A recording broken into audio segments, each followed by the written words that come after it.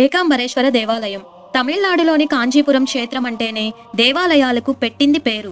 పంచభూత లింగాల్లో పృథ్వీలింగం, తేజోలింగం, ఆకాశలింగం, జలలింగం, వాయులింగం ఉన్నాయి. అయితే ఒక్క వాయులింగం మాత్రం ఆంధ్రప్రదేశ్లోని శ్రీకాళహస్తిలో ఉంది. మిగిలిన 4 లింగాలు తమిళనాడులోనే ఉన్నాయి.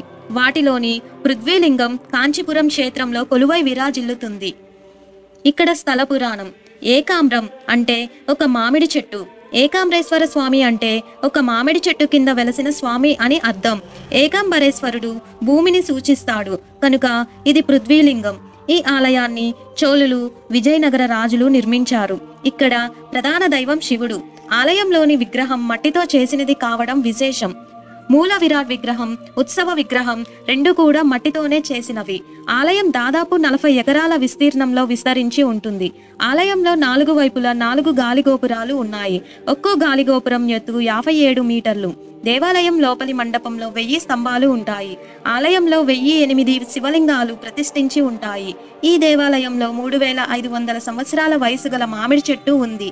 పురాణాల ప్రకారం చెట్టులోని 4 కొమ్మలకు 4 రకాల రుచిగల పళ్ళు వివిధ కాలాల్లో కాసేవి. సంతానం లేని దంపతులు ఈ చెట్టు నుంచి పడే పండును పట్టుకొని తింటే సంతానం కలుగుతుందని నమ్మకం. అయితే ప్రస్తుతం కేవలం చెట్టు కాండాన్ని మాత్రమే చూడగలం. కాండాన్ని ఆలయ అధికారులు అద్దాల పెట్టెలో పెట్టి భద్రపరిచారు. పురాతన మామిడి చెట్టు స్థానంలో కొత్త మామిడి చెట్టు నాటారు.